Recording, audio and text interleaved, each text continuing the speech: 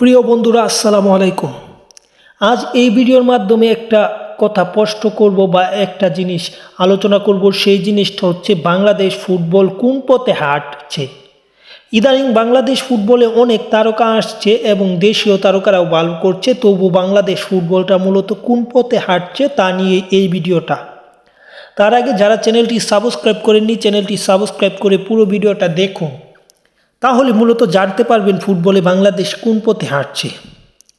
বাংলাদেশ ফুটবলে কোন পথে হাঁটছে এমন কথা বলতে গেলে আজকে ভিডিওটাতে কোনো টপিক বা কোনো কিছু আপনারা জানতে পারবেন না, শুধু আপনাদের সাথে একটু আলোচনা করব। আমি আশা করব যে আপনারা এই ভিডিওটা দেখার পর অবশ্যই কমেন্ট করে জানাবেন বাংলাদেশের ফুটবলের অবস্থাটা কী।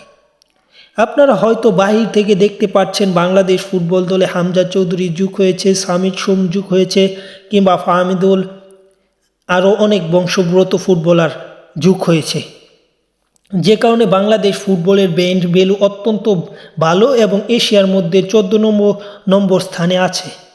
কিউবা মিচেল, জায়ান আহমেদ কিংবা আরও বড় বড় ফুটবলার বাংলাদেশে যোগ দিবে এমনটা আপনারা জানেন এবং কয়েকজন যোগও দিয়েছে। হামজা চৌধুরী আসার পর বাংলাদেশের ব্র্যান্ড ভ্যালু বাড়ার পাশাপাশি বাংলাদেশের দর্শকদের ফুটবল আগ্রহ আরও বেড়েছে। তবু একটা বিষয় না বললে নয়, বাংলাদেশ ফুটবলে কেমন করবে বা কেমন করছে, ভবিষ্যৎ বাংলাদেশের ফুটবলে কি হবে সে বিষয়টা সবাই জানতে চায়। সে হিসেবে অগ্রিম সে কথাটা বলা দায়, কেননা অগ্রিম কোনো কথা বলা ঠিক না। অপরদিকে যদি একটা কথা বলি, বাংলাদেশ ফুটবলে বড় বড় তারকা আসলেও বাংলাদেশ ফুটবল পিছাচ্ছে। কেননা এই কথা বলার কারণ পিছনে অনেক কিছু আছে। কারণ বাংলাদেশ ফুটবল ফেডারেশন বা ফুফে তারা অনূর্ধ্ব-23 দলের ফুটবলার আনছে, কিংবা অনূর্ধ্ব-20 দলের ফুটবলার বা বড় বড় ফুটবলার আনছে যারা ন্যাশনাল টিমকে সার্ভিস দিবে।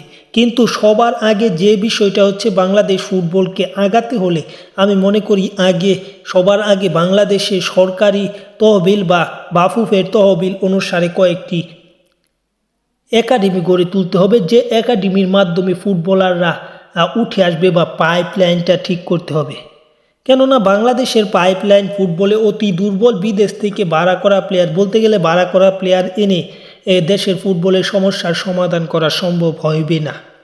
সেক্ষেত্রে অবশ্যই ভালো ভালো ফুটবলার নিজেদের তৈরি করতে হবে এবং ফুটবলারদের দেশের বাইরে খেলতে যাওয়ার অনুমতি দেওয়ার পাশাপাশি বিভিন্ন ক্লাবে বাংলাদেশের ফুটবলারদের ঢুকানোর চেষ্টা করতে হবে। এই কাজটা বাফুফের করতে হবে এবং এসব কিছু করতে পারলে ফুটবলটা আগাবে। বর্তমানে ফুটবল যতটা আপনারা বাহির থেকে দেখছেন উন্নতি করছে, আসলে ভিতরটা এতটা উন্নতি নয়। কেননা বাংলাদেশের ফুটবলের আপনারা ফলাফল দেখলেই পারেন। সিঙ্গাপুরের বিপক্ষে হার, হংকংয়ের বিপক্ষে হার, ড্র, কিংবা আপনারা বলতে পারেন ভুটানের বিপক্ষে জিতেছে। এই জয়টা আগেও বাংলাদেশ পেত, যে সময় হামজা চৌধুরী, সামির সোমরা না এসেছে। অপরদিকে মালদ্বীপের মতোই, যে আপনাদের একটা কথা না বললে নয়, ও নেপালের বিপক্ষে বাংলাদেশ কিছুদিন আগের ফিফা উইন্ডোতে খেলতে গিয়েছিল, যেখানে বাংলাদেশের কিউবা মিচেল কিংবা হামজা চৌধুরী, সামির সোম, জায়ান আহমেদ, ফাহমিদুলরা খেলেনি এবং সেই ম্যাচগুলোতে বাংলাদেশ যে বাজেভাবে খেলেছে, বলতে গেলে প্রথম 2 ম্যাচের সিরিজে প্রথম যে প্রীতি ম্যাচটা ছিল সেটাতে গোল শূন্য ড্র করেছে বাংলাদেশ, একদম বাজে ফুটবল খেলে। তাই বাংলাদেশের ফুটবলের পাইপলাইন আগে উন্নতি করতে হবে।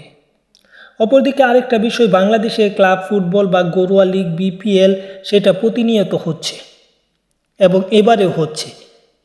প্রত্যেক বছর 3 থেকে 4টা টুর্নামেন্ট হয় বাংলাদেশের ঘরোয়া লিগে, তা হচ্ছে নিয়মিত, এটাতে কোনো ব্যর্থতা নেই। তবে ব্যর্থতার জায়গায় এখানে হোম অ্যান্ড অ্যাওয়ে পদ্ধতি এখনও করতে পারেনি।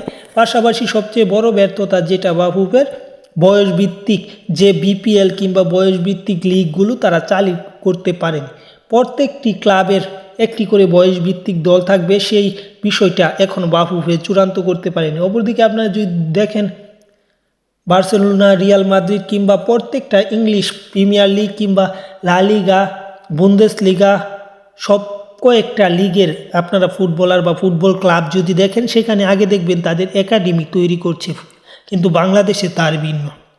সেখান থেকেই বাংলাদেশ ফুটবল একটু খারাপ পথে হাঁটছে। যে যাই বলুন, বাংলাদেশ ফুটবল ভালো পথে হাঁটছে, কিন্তু আসল বিষয়টা তা নয়।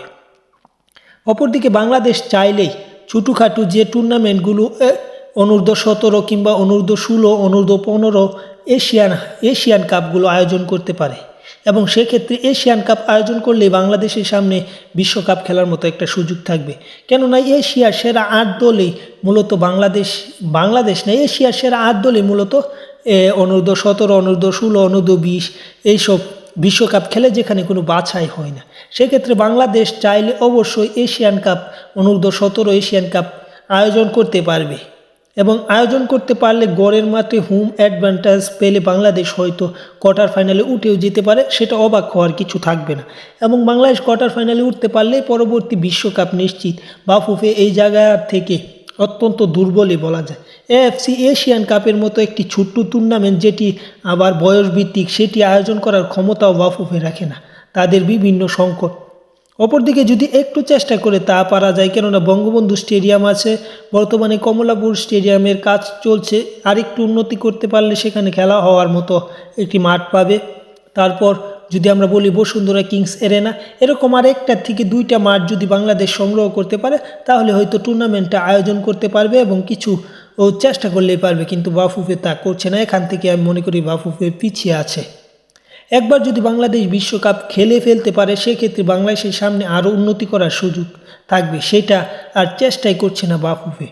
আরেকটা কথা না বললে নয়, ফুটবলারদের যে বয়সভিত্তিক টুর্নামেন্ট বা বয়সভিত্তিক যে ফুটবল ম্যাচ অন্য দেশের সাথে খেলে, সেটা খুব অল্প পরিমাণে বাংলাদেশ। যদি বাংলাদেশ ক্রিকেটের আন্ডার-19 দলের কথা বলেন, সেখানে বাংলাদেশ ক্রিকেট বোর্ড প্রতিনিয়ত একের পর এক সিরিজ আয়োজন করলেও ফুটবলের ব্যাপারটা পুরোটা ভিন্ন। কেননা কয়েকটা হাতে গোনা একাডেমি ব্যতীত কোনো একাডেমি নেই, কিংবা কোনো ফুটবলের যে তারা প্র্যাকটিস করবে কোনো লিগ নেই। সব কিছু মিলিয়ে বাজে অবস্থা বয়সভিত্তিক হিসেবে। এখানেই মূলত বাংলাদেশের ফুটবলটা পিছিয়ে আছে।